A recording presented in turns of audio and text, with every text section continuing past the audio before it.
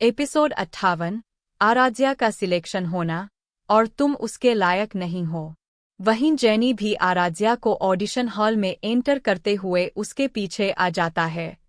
उसने आराध्या को 4th female supporting role के लिए कहा था। उसे रिया मेहरा के रोल के लिए उससे कोई खास उम्मीद नहीं थी। ऊपर से इस रोल को लोगों की नफरत का भी सामना करना पड़ना था और आराध्या जैसी न्यू गर्ल को ऐसे रोल करने से बचना चाहिए था। पर फिर भी उसका एजेंट होने के नाते उसके साथ रहना जरूरी भी था। इसलिए वह ऑडिशन हॉल में जाता है। वंडरफुल टाइम्स की कहानी प्रिया मेहरा की कहानी थी, जिसमें रिया विलेन थी। ये कहानी मैं लिखना चाहती थी पर मेरे पास ज़्यादा से ज़्यादा 40-50 चैप्टर भी नहीं बनने थे, तो मैंने इसको मूवी में डाल दिया। बरसों पहले प्रिया के परिवार ने उसके सौतेले चाचा यानी कि रिया के पापा मान और रिया का एक्सीडेंट करवा दिया था। उस समय रिया की उम्र 10 साल और प्रिया की उम्र 12 साल थी। उस एक्सीडेंट में गाड़ी खाई से नीचे गिर जाती है, जिसमें रिया के पेरेंट्स की डेथ हो जाती है, जबकि रिया जख्मी हालत में एक माफिया को मिलती है, जो किसी डील के लिए वहां से गुजर रहा था। उसे अपनी बेटी की तरह पाल पोस कर बड़ा करता है। बदले की आग में तड़प रही रिया अपने परिवार की मौत का बदला लेने के लिए इंडिया लौटती है। वह उसी कॉलेज में एडमिशन लेती है जिसमें प्रिया अपनी मास्टर डिग्री ले रही होती है। तब उसकी मुलाकात फिल्म के हीरो कार्तिक से होती है, जो प्रिया और रिया का बचपन का दोस्त था। दोनों ही बहनें उसे पसंद करती थी, लेकिन कार्तिक प्रिया से प्यार करता था। वह कार्तिक से दोस्ती कर लेती है। वह उसके करीब आने की कोशिश करती है। वहीं कार्तिक भी उसकी सच्चाई से अनजान रिया का बहुत अच्छा दोस्त बन जाता है। वह दोनों बचपन की तरह बहुत अच्छा टाइम एक दूसरे के साथ स्पेंड करते हैं। लेकिन प्रिया के लिए कार्तिक का प्यार कम नहीं होता है, जिससे रिया के मन में नफरत और ज्यादा बढ़ जाती है और वह प्रिया की फैमिली को मौत के घाट उतार देती है। वह अपने बदले की आग में प्रिया को भी मार देना चाहती थी। डायरेक्टर के रेडी कहते ही कमरे की लाइट्स बंद हो जाती है। आराध्या ने पहले ही वहां खड़े कास्टिंग डायरेक्टर के असिस्टेंट नीरज से उसकी बेसबॉल कैप ले ली थी। उसने अपने पेल पिंक कलर के टी शर्ट पर वह लेदर जैकेट पहनी हुई थी। बेसबॉल पहनने की वजह से उसका फोरहेड ढक गया था। वहीं चेहरे पर रूमाल बांधने के कारण उसकी सिर्फ आंखें ही ढंग से दिखाई दे रही थी। जैसे ही लाइन ऑन होती है, आराध्या अपने स्पॉट पर कुछ सेकंड्स ऐसे ही खड़ी हुई थी। कास्टिंग डायरेक्टर और एग्जीक्यूटिव डायरेक्टर समझने की कोशिश कर रहे थे कि वह करना क्या चाहती है। आराध्या की पलकें झुकी हुई थी। कैमरे का फोकस उसके चेहरे पर था। जैसे ही उसकी नज़रें ऊपर उठती है तो उसकी आंखें बेइंतहा नफरत भरी हुई थी। ऑडिशन से पहले जिन आंखों में मासूमियत थी, अब उन आंखों में सिवाय नफरत के कुछ नहीं दिखाई दे रहा था। उसका लीथल कोल्ड लुक किसी की भी जान लेने के लिए काफी था। तभी वह अपना राइट हैंड ऊपर करके हवा में पंच मार देती है। ऐसा लग रहा था वह कई लोगों से फाइट कर रही थी। उसे देखकर लग रहा था कि वो मार्शल आर्ट्स में एक्सपर्ट है। उसके चेहरे के एक्सप्रेशन कभी सीरियस तो कभी एविल स्मिर्क लिए हुए थे। ऐसा लग रहा था उसके अंदर सच में किसी माफिया की आत्मा आ गई हो। तभी आराध्या अपने सामने खड़े शख्स को देखती है, जिसने उसका पंच रोका हुआ था। उसकी आंखों में झलक रहा मर्डरस ऑरा एकदम से बदलकर उसकी आंखों में दर्द दिखने लगता है। वह उदासी इमोशन भरी आवाज में सिर्फ एक ही लाइन कहती है, तुम सच में इसे बचाना चाहते हो। जैसे ही आराध्या अपना डायलॉग पूरा करती है, घड़ी में लगा 2 मिनट का टाइमर भी बिप हो जाता है।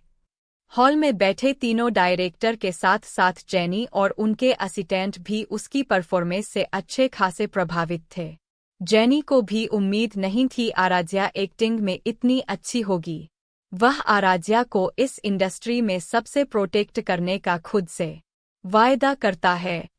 तभी डायरेक्टर नकुल शाह एक्साइटेड होकर उससे कहते हैं, आराध्या, एक बार फिर ये लास्ट वाला रोल प्ले करो, पर अपने चेहरे को बिना ढके।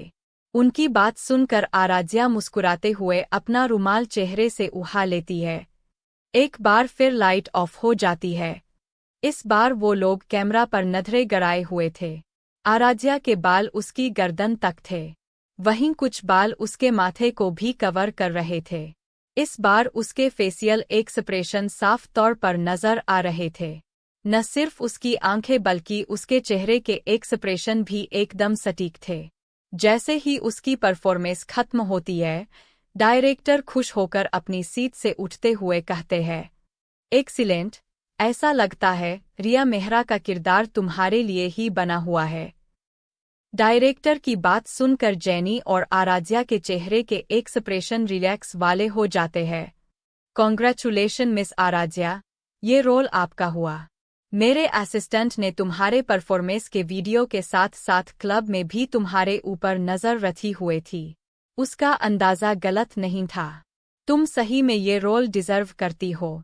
आराध्या उन्हें थैंक यू कहने वाली थी, जब कास्टिंग डायरेक्टर उन्हें रोकते हुए कहता है, सर इस रोल के लिए तो पहले ही निहारिका को कह दिया गया है। उसका असिस्टेंट उसका शेड्यूल तैयार करवा रहा है। उनकी बात सुनकर डायरेक्टर शाह का पारा हाई हो जाता है। ऑडिशन खत्म होने से पहले किसने कहा कि तुम उसे हाँ कर दो? उसके एजेंट को कॉल करके मना कर दो। पर सर मैं उन्हें क्या कहूँगा? कहना क्या है? उन्हें कह दो हमें रिया मेहरा मिल गई है। फिल्म के मेन लीड कार्तिक का किरदार निभाने वाले अभिनेता रवि कपूर वहां आ जाता है। ये क्या कह रहे हैं आप डायरेक्टर शाह? आप निहारिका को किसी नए आर्टिस्ट से रिप्लेस करना चाहते हैं? वहीं फिल्म के मेन लीड को वहां देखकर नकुल कास्टिंग डायरेक्टर की एक क्रिटिकल लुक देकर रवि से कहता है, अरे रवि, आओ, मैं तुम्हें फिल्म की सेकंड फीमेल लीड आराध्या से मिलवाता हूँ। डायरेक्टर शाह, मैंने सोचा निहारिका इस रोल के लिए परफेक्ट है, और मैंने पहले भी उसके साथ काम किया हुआ है, और हम दोनों एक दूसरे के साथ अच्छे से कनेक्ट कर पाते हैं। उसकी बात सुनकर नकुल एक हल्की हंसी हंसते हुए कहता है, मैं जानता हूँ निहारिका टैलेंटेड है, पर इस रोल के लिए आराध्या ज्यादा सूटेबल है। और रही बात केमिस्ट्री की, तो तुम लोग एक दूसरे को जानोगे तो तुम्हारी और आराध्या की केमिस्ट्री भी अच्छी बन जाएगी।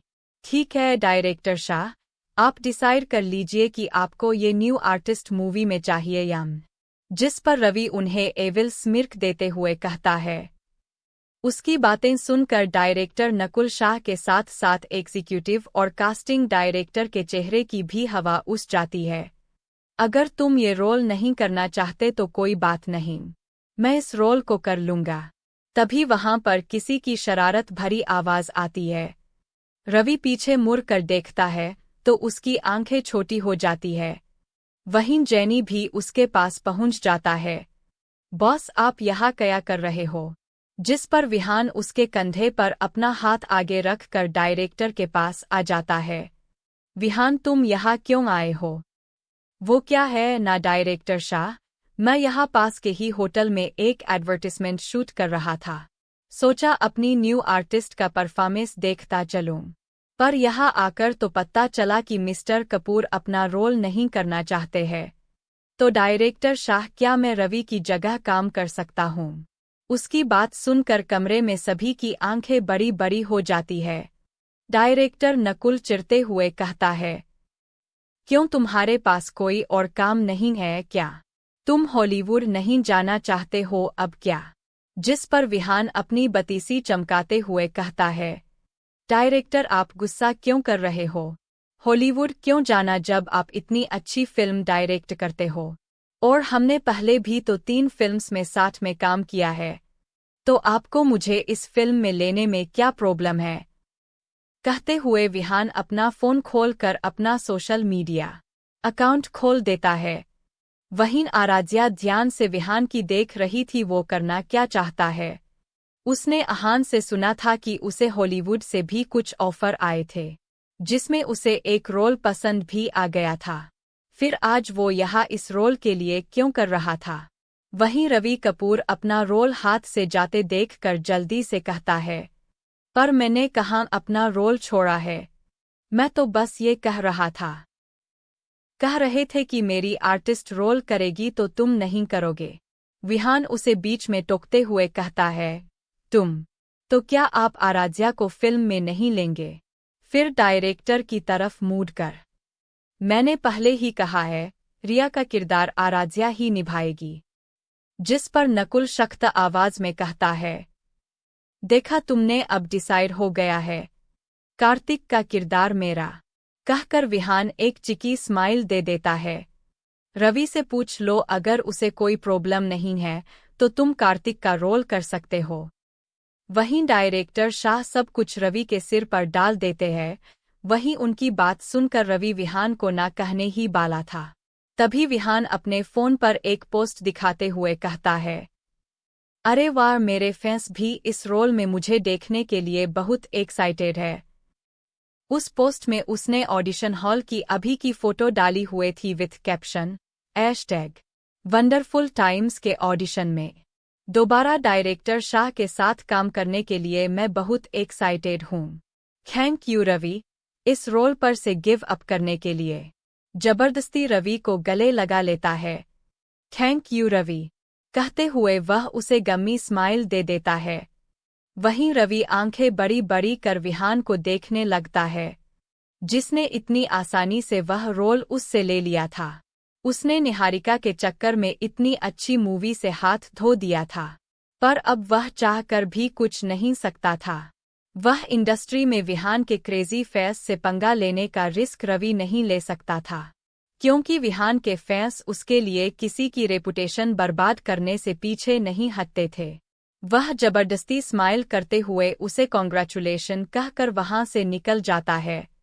बाहर जाकर वह निहारिका को कॉल करके सारी बातें बताता है, कैसे विहान ने ऐन वक्त पर आकर उसका भी रोल छीन लिया था। वहीं दूसरी तरफ से निहारिका उसे कुछ कहती है, जिसे सुनकर वह थोड़ा शांत हो जाता है। तभी उसे बाहर आती आराध्या दिखती है, जो इस सारे फसाद की जड़ थी। उसे देखकर उसका गुस्सा एक बार फिर हावी होने लगता है। वह गुस्से में पैर पटकते हुए अपनी गाड़ी में बैठकर वहां से निकल जाता है। वहीं हॉल में डायरेक्टर आराध्या से कहते हैं, ठीक है आराध्या, फिल्म की शूटिंग 2 महीने बाद शुरू हो जाएगी। तब तक तुम अपना कॉलेज अटेंड कर सकती हो। एग्जाम टाइम में तुम कॉलेज जा सकती हो। मूवी की शूटिंग लोकेशन और फोटोशूट के बारे में तुम्हें बता दिया जाएगा, लेकिन उससे पहले हम तुम्हें साइन करने के लिए कॉन्ट्रैक्ट बनवा लेते हैं। आराध्या से पहले विहान ही जवाब देते हुए कहता है, शाह, आप कॉन्ट्रैक्ट के लिए जैनी से कांटेक्ट कर सकते हैं, वो सब कुछ संभाल लेगा। डायरेक्टर ऑफिशियल फोटोशूट के दिन मिलते हैं। कहकर वह आराध्या और जैनी को अपने साथ चलने के लिए कहता है। पोलाइटली तीनों डायरेक्टर को बाय कहकर विहान के साथ बाहर निकल जाती है। आराध्या भी। जब वह वहां से बाहर आते हैं, तो जैनी घूरते हुए उसे कहता है, तुम यहाँ उस रवि का रोल चुराने आए थे ना? जैनी पीएस एंटरटेनमेंट का सबसे पुराना एजेंट था। आराध्या से पहले उसने कई बड़े स्टार को हैंडल किया था, लेकिन विहान के एंटरटेनमेंट कंपनी खोलने के बाद वह उसके साथ ही था। जैनी की उसके मुंह पर ही उसकी बुराई करने और लगातार नेगिंग करने की आदत की वजह से विहान ने अपने लिए नया एजेंट ढूंढना था और जैनी को न्यू आर्टिस्ट हैंडल करने के लिए दिए थे। जैनी विहान को अच्छे से जानता था, इसलिए वह उसे घूरते हुए कहता है, अब ये मत बोलना कि तुम्हारे पास काम की कमी है।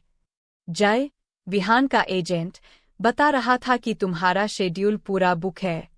तुम मेरी चिंता क्यों कर रहे हो? अपनी आर्टिस्ट की करो ना, कॉन्ट्रैक्ट साइन कर लेना। वहीं उसकी बात सुनकर विहान उसे टालते हुए कहता है। वहीं उसकी बात सुनकर जैनी सीरियस होकर कहता है, वो सब मैं देख लूंगा। और तुम जानते हो आराध्या कहाँ रहती है? नहीं, मैं नहीं जानता हूँ, पर मैं पूछ लूंगा। अब हम जाएं। विहान अपनी आईज रोल करते हुए कहता है, ही कह जाओ, पर मेरी आर्टिस्ट से दूरी बनाए रखना। वह अभी बहुत छोटी है और तुम तो उसके लायक बिल्कुल भी नहीं हो। जैनी की कड़वी बातें सुनकर विहान का मुंह बन जाता है। इसलिए वो जेनी को अपने साथ नहीं रखता था। वो उसका मजाक बनाने में कोई कसर नहीं छोड़ता था। विहान ताना मारते हुए कहता है, तो तुम्हारी आर्टिस्ट के लायक कौन है? मेरी आर्टिस्ट टैलेंटेड है, तो उसके लायक बिग बॉस जैसा ही कोई होगा, तुम्हारे जैसा फ्लर्ट नहीं। फिर आराध्या की तरफ मुड़ते हुए, उससे दूर रहना। ये कपड़ों की तरह लड़कियां बदलता है, इसे बस शो ऑफ करना होता है। घर पहुंचते ही मुझे बताना। मुझे इस आदमी पर बिल्कुल भरोसा नहीं है, कहीं अपनी चिकनी चुपड़ी बातों में फंसा ले तुम्हें। की बातें सुनकर आराध्या को हंसी आ रही थी। वो एक नज़र विहान को देखती है, जिसका मुंह गुस्से और इरिटेशन से लाल हो गया था। इसलिए वह जल्दी से जेनी को साइड हग करके गाड़ी में बैठ जाती जहां से वो दोनों प्रताप पैलेस के लिए निकल जाते हैं। एपिसोड 59 लव गुरु। आराध्या और विहान वापस अवधेश के मिशन लौट आते हैं। जब वह हॉल में पहुंचते हैं तो उन्हें गुस्से से कांपता हुआ अवधेश और उसके सामने भीगी बिल्ली बनकर खड़ा था अहान था। आराध्या एक कंफ्यूज लुक विहान को देते हुए इशारों से ही पूछती है, इन्हें क्या हुआ है?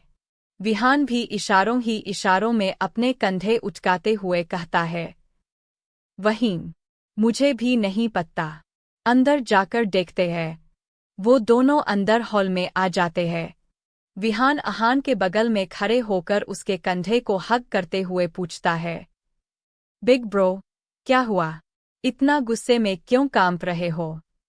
अवधेश उसे कोई जवाब देने की बजाय अहान को ही घूर रहा था।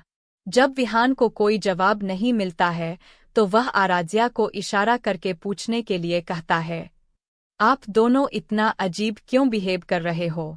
क्या किया अहान ने जो उसे घूर रहे हो? इस गधे ने हमारे डाइवोर्स की खबर प्रताप मिशन पहुंचा दी है। अवधेश अहान को गुस्से भरी नजर देकर कहता है। आराध्या खुशी से तो विहान शॉक्ड होकर कहते हैं, क्या? सॉरी भाई, वो गलती से मुंह से निकल गया था। आराध्या और विहान फिर एक साथ बोल पड़ते हैं, आराध्या ने डाइवोर्स मांगा है भाई से, और मेरे मुंह से बस निकल गया था, लेकिन दादी ने बखेड़ा खड़ा कर दिया है। वो भाई से मिलने ऑफिस पहुंच गई थी। वह जल्दी से तलाक देकर भाई को माया से शादी करने के लिए कह रही थी। अहान सिर झुकाए हुए ही कहता है, तो इसमें झूठ कहाँ था? हम डाइवोर्स ले रहे हैं, उसके बाद ये किसी से भी शादी करे। It's none of my business. ये बात सुनकर विहान शॉक हो गया। वहीं अवधेश के माथे की त्योरियां चढ़ जाती है। तुम चुप रहो किड्डो, तुम रूम में जाओ, तुमसे तो मैं रूम में बात करता हूँ। आराध्या चुपचाप वहीं बैठी रहती है। तुम्हें सुनाई नहीं दे रहा मैंने क्या कहा? अवधेश उसे गुस्से में घूरते हुए कहता है। उसकी शरद आवाज सुनकर पैर पटकते हुए वहां से कमरे की तरफ चली जाती है। तुम कल से 15 दिनों के लिए कोल माइनिंग बाली फैक्ट्री में जा रहे हो। तुम वहां वर्कर के साथ काम करोगे। वहीं अवधेश एक बार फिर अहान को घूरते हुए कहता है। अहान के चेहरे के एक्सप्रेशन ऐसे थे जैसे वो रो देगा। पर भाई मैं क्यों? अब कंपनी का वाइस प्रेसिडेंट होने के बाद उसे कोल माइनिंग में काम करना पड़े तो वो रोएगा नहीं तो क्या करेगा? अवधेश मुड़ते हुए अपने कमरे की तरफ चल पड़ता है। वहीं अहान धम्म से सोफे पर बैठ जाता है। हिंडलर कहीं के, समझते क्या है खुद को? बड़े हैं तो कुछ भी करेंगे क्या? अहान कुड़ते हुए कहता है। विहान सिटी बजाते हुए कहता है, वैसे मैं तुम्हें वहां जाने से बचा सकता हूँ। अहान मुंह बनाते हुए बोलता है, कैसे? तुम्हें लगता है हमारा खडूस भाई मानेगा? अरे मैं कुछ सोच कर बताता हूँ ना। पहले ये बता, ये डाइवोर्स का चक्कर क्या है? विहान गॉसिप मोड में आते हुए कहता है, जिस पर अहान उसे अल्कोहल और ड्रग्स वाली बात बताते हुए कहता है, बस यही हुआ था। तो इसका मतलब सिली डिवोर्स चाहती है भाई नहीं? अब बताओ, है तुम्हारे पास कोई आइडिया माइनिंग से बचाने का? अहान उदासी से उसे पूछता है। विहान थोड़ी देर सोचने के बाद विहान एक्साइटेड होकर कहता है, मिल गया आइडिया। पर बदले में मुझे क्या मिलेगा? मुंह बनाते हुए कहता है। वह अपने जुड़वा भाई को अच्छी तरह जानता था। बिना अपने फायदे के वह कभी उसकी मदद नहीं करने वाला था। क्या चाहिए तुम्हें? अहान, कुछ नहीं, बस तुम मुझे अपने ब्रूच कलेक्शन में से नए वाले दे दो। विहान अपनी उंगलियों पर फूंक मारते हुए कहता है। जो तुमने पिछले महीने ही इटली से मंगवाए थे। देखो तुम हद से आगे जा रहे हो। वो बहुत महंगे हैं। मैंने 6 महीने की सैलरी इकट्ठी करके लिए है वो। अंडरस्कोर। अगर तुम्हें मेरी मदद नहीं चाहिए तो ठीक है। अब तुम इतने महंगे ब्रोच लगाकर कोयले की खदान में मजदूरी करना चाहते हो तो ठीक है। अहान वहां से उठते हुए कहता है। अब मैं क्या कर सकता हूँ? वहीं उसे जाते हुए देखकर अहान पीछे से आवाज लगाता है। मुझे मंजूर है। बात सुनकर विहान एविल स्मर्क देते हुए उसे कुछ बताने लगता है और उसे वहीं करने के लिए कहता है। वहीं वो खुद अपने कमरे की तरफ बढ़ने लगता है।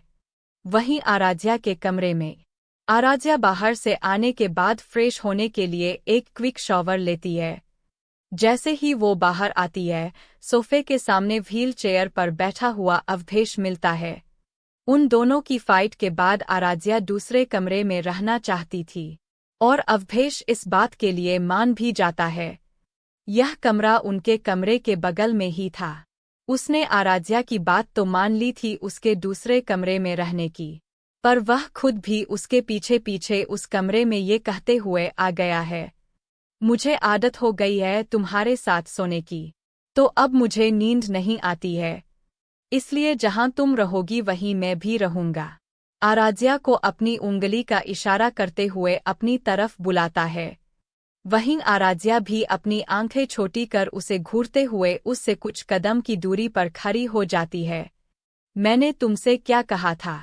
तुम इतनी जल्दी मेरी वार्निंग कैसे भूल गई? वह पूरा बोल पाती उससे पहले ही अवधेश उसके लिप्स पर अपनी उंगली रख देता है। मैंने क्या गलत कहा है? हम दोनों डाए। अंडरस्कोर। मैंने कहा था ना, मैं तुम्हारे मुंह से ये शब्द नहीं सुनना चाहता हूँ। तुम मेरी हो और मेरी ही रहोगी। कहते हुए वह आराध्या की गर्दन पर अपनी नाक रगड़ने लगता है। वहीं आराध्या जो उसकी नज़दीकी से हमेशा ही नर्वस हो जाती है, उसकी गर्दन को पीछे करते हुए कहती है। मैंने पहले भी तुम्हें कहा था मैं तुमसे प्यार नहीं करती हूँ। फिर है जिद्द क्यों पकड़ी हुए है? तुम करोगी, और जिस दिन करोगी। I swear I am gonna make you scream whole night. Your moan makes me crazy for you. वहीं उसकी डर्टी टॉक शुरू होने से पहले ही आराध्या का चेहरा लाल पड़ जाता है। वह उसकी पकड़ से निकलते हुए कहती है। तुम ये बेशर्मों की तरह बात मत किया, और ये सब सोचना भी मत। कहकर आराध्या वहां से अपने एक्टिविटी रूम की तरफ भाग जाती है। शाम के समय अवधेश का स्टडी रूम। अवधेश कुछ फाइल्स को बड़े ध्यान से चेक कर रहा था जब कमरे में विहान और अहान आते हैं। मुझे आधे घंटे में इसकी समरी प्रिपेयर करके दो। वह अहान को 2 फाइल्स देकर कहता है। मैंने तुम्हें उसके लिए बेस्ट एजेंट हायर करने के लिए कहा था। फिर विहान को देखकर, बिग ब्रो, जेनी हमारी कंपनी का बेस्ट एजेंट है, पर वो लड़का है। अवधेश उसे घूरते हुए कहता है। भाई जेनी गे है। सिली को उससे कोई खतरा नहीं है। विहान उसे आश्वस्त करते हुए कहता है। कहकर अवधेश विहान को स्टडी रूम से बाहर जाने का रास्ता दिखा देता है।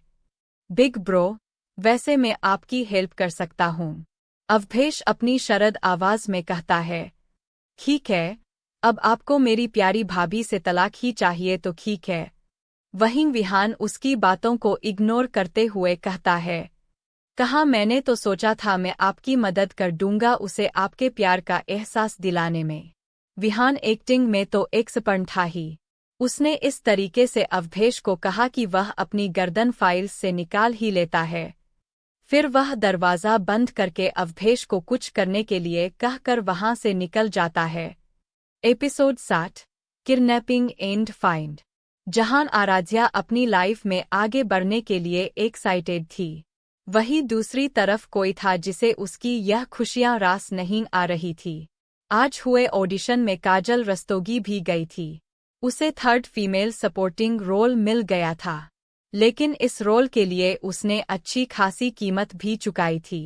डायरेक्टर शाह अपने स्ट्रिक्ट डिसिप्लिन और हार्डवर्क के लिए जाने जाते थे, इसलिए उन्होंने अपने असिस्टेंट के साथ मिलकर नए रोल्स के लिए एक्टर ढूंढे थे। उन्हें हर चीज़ परफेक्ट चाहिए होती थी। आराध्या से हारने के बाद काजल श्योर नहीं थी कि उसे रोल मिलेगा या नहीं। हालांकि उसने पहले भी 1-2 मूवी में छोटे मोटे रोल्स किए थे, लेकिन डायरेक्टर शाह की मूवी में छोटा रोल करना भी अपने आप में बड़ी बात थी, और इसी रोल के लालच में उसने फिल्म के कुछ इन्वेस्टर्स में से एक को अपना निशाना बनाया था। बस कुछ रातें उसके साथ और थर्ड फीमेल सपोर्टिंग रोल उसका हो गया था। उसने उस रोल के लिए एक एक्सपर्ट की देखरेख में दिन रात मेहनत करी थी। वही उस इन्वेस्टर ने भी सिलेक्शन टीम पर दबाव डाला था। वह इस रोल के मिलने के लिए खुश थी क्योंकि इसमें फीमेल लीड के साथ उसके अच्छे खासे सीन थे और स्क्रीन टाइम भी ठीक था। लेकिन उसकी खुशियां तभी राख हो गई जब उसने रिया मेहरा का रोल आराध्या को मिलने की बात पता चली थी। वह गुस्से में उस इन्वेस्टर को कॉल करती है, रिया मेहरा का रोल उस लड़की को क्यों दिया है? मुझे थर्ड सपोर्टिंग फीमेल रोल और उसे इतना ज़रूरी रोल कैसे मिल गया? Darling, why are you stressing yourself? Her character is not important. So chill honey and come to my hotel room. उसकी बात सुनकर वह इन्वेस्टर उसे कहता है। उसकी बात सुनकर काजल अपने दांत पीसते हुए कहती है, मुझे वो लड़की उस मूवी में नहीं चाहिए। काजल की बात सुनकर वह इन्वेस्टर गहरी सांस लेकर कहता है, मैं इसमें कुछ नहीं कर सकता हूँ। उस लड़की को डायरेक्टर शाह ने खुद सेलेक्ट किया है, और वो लड़की पीएस एंटरटेनमेंट के अंडर आती है। विहान प्रताप सिंह अपने आर्टिस्ट को इस तरह बुली नहीं करने देगा। इसलिए अपनी इस फालतू की जिद को भूल जाओ और अपनी एक्टिंग स्किल पर ध्यान दो। जितनी अच्छी तुम बेर पर हो उतनी ही अच्छी एक्टिंग में भी बनो। And don't forget to come in my hotel room. क्या कोई ऐसा तरीका नहीं है जिससे उसको मूवी से निकाल दें? वहीं काजल थोड़ा खुद को शांत करके पूछती है, हम्मम, डायरेक्टर शाह को अपनी फिल्म के किसी भी एक्टर का नेगेटिव कंट्रोवर्सी में शामिल होना पसंद नहीं है। अगर तुम उसकी इमेज नेगेटिव बना दो तो शायद कुछ हो सकता है। कहकर फोन कट हो जाता है। काजल उसकी बात सुनकर गहरी सोच में डूब जाती है। दूसरी तरफ आराध्या ने जिद करके अवधेश की गाड़ी लेने से मना कर दिया था, इसलिए अवधेश का ड्राइवर उसे मेन रोड तक छोड़ देता था जहां से वह टैक्सी या बस लेकर कॉलेज के लिए निकल जाती थी। शाम को भी ड्राइवर उसे वहां से पिक कर लेता था। इसी तरह समय बीत रहा था। ऑडिशन के 2 हफ्ते पूरे हो चुके थे। आराध्या अपनी स्टडी पर पूरा फोकस कर रही थी। वहीं अवधेश जबरदस्ती उसकी मदद करने के बहाने उसे अपने सामने स्टडी रूम में बिठा देता था। मूवी की शूटिंग शुरू होने में अभी भी 2 हफ्ते से अधिक समय था, इसलिए आराध्या इस समय को अच्छे से यूटिलाइज करना चाहती थी। वहीं दूसरी तरफ काजल कोई न कोई मौका ढूंढ रही थी उसे परेशान करने का, लेकिन उसमें उसे सफलता हासिल नहीं होती है, क्योंकि आराध्या उसे अकेले नहीं मिलती थी।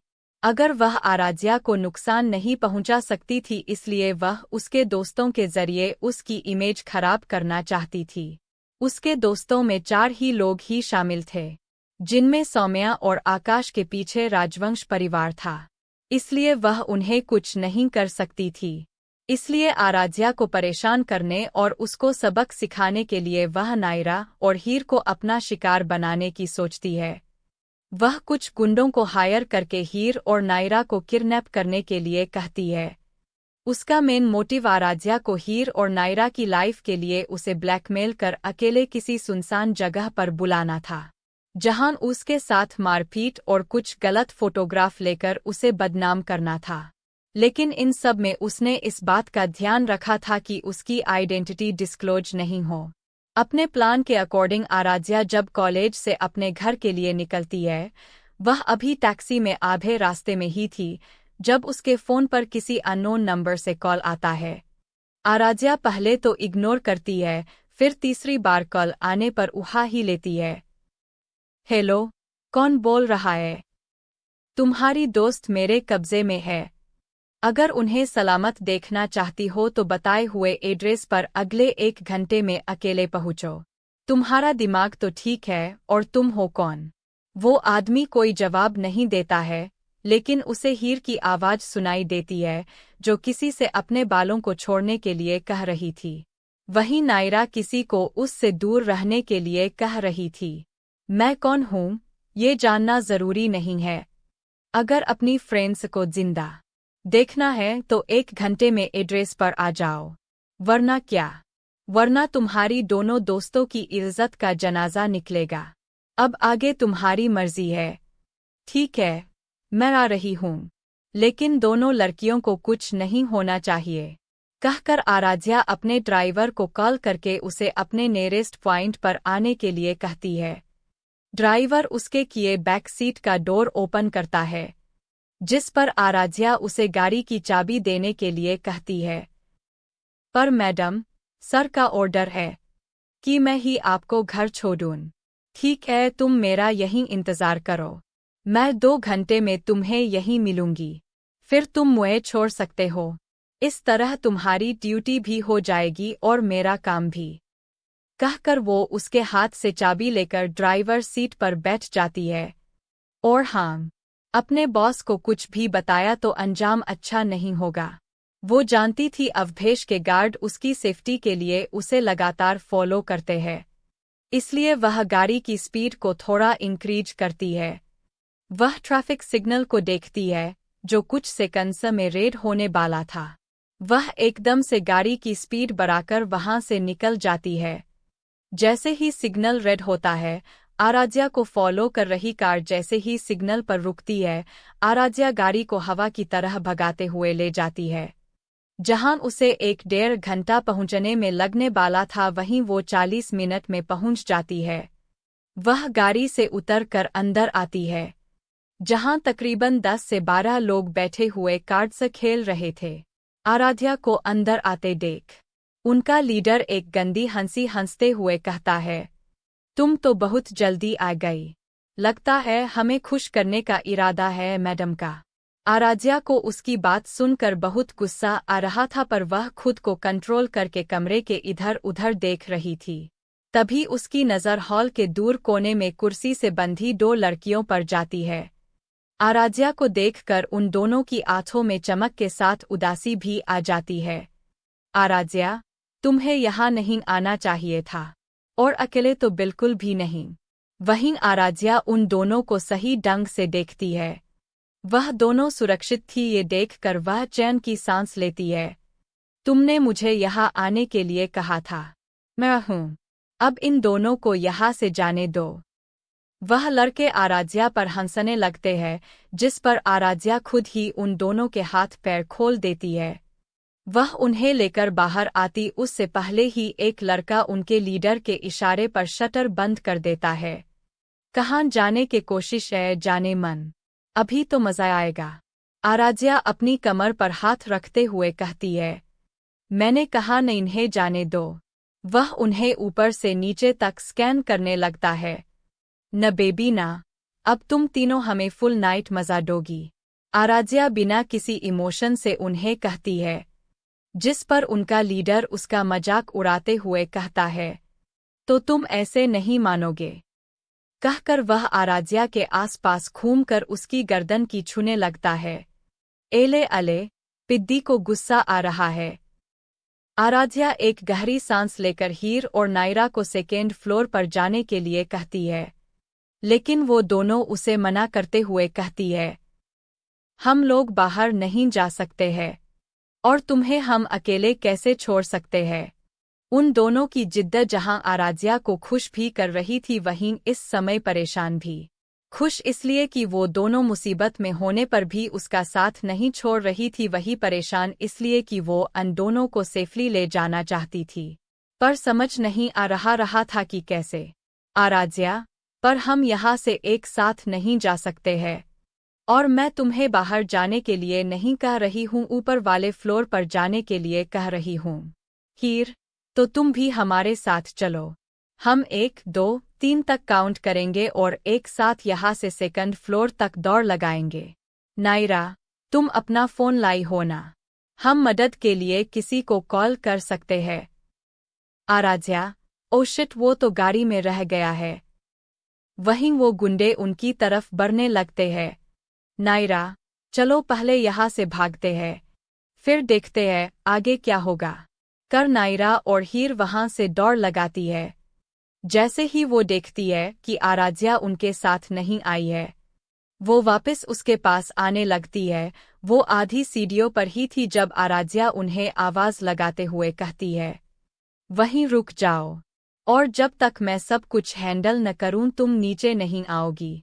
पर आराध्या, इससे पहले आराध्या उन्हें जवाब देती एक लड़का आराध्या को थप्पड़ मारने के लिए हाथ उठाता है। उससे पहले ही आराध्या उसका हाथ पकड़कर मरोड़ देती है, जिससे उस लड़के की चीख निकल जाती है, जिसे देखकर बाकी के गुंडे भी आराध्या की तरफ दौड़ने लगते हैं। आराध्या उन्हें बुरी तरह से मारने लगती है। हड्डियों के टूटने की आवाज़ें और उन लोगों के चीखने के वजह से वो हॉल बहुत ही डरावना हो गया था। आराध्या लड़ाई में बिजी थी, तभी 2-3 लड़के हीर और नायरा की तरफ बढ़ने लगते हैं। जैसे ही उसकी नज़र उन पर जाती है, वह कमरे में इधर-उधर देखने लगती है। जहां उसकी नज़र एक पुराने लोहे के पाइप पर जाती है, आराध्या उस पाइप के टुकड़े को उन लोगों के ऊपर फेंक देती है। वह अपने सामने आने वाले हर शख्स को पीट रही थी। एक अकेली लड़की 12 आदमियों पर भारी पड़ रही थी। अपने आदमियों को यूं पीटता देखकर उनका चीफ दौड़ते हुए एक चाकू लेकर आराध्या की तरफ दौड़ने लगता है। आराध्या, जिसका ध्यान उन लड़कों को पीटने में था जो हीर और नायरा के पास जाने वाले थे, वह उसे नहीं देख पाती है। आराध्या जल्दी से पीछे मुड़ती है, लेकिन तब तक चाकू से उसके बाजू पर कट लग ही जाता है, जिससे खून बहने लग जाता है। दूसरी तरफ आराध्या के सीक्रेट गार्ड्स अवधेश को कॉल कर रहे थे, लेकिन कुछ अमेरिकन इन्वेस्टर्स से मीटिंग में व्यस्त होने के कारण वह फ़ोन नहीं उठा पाता है।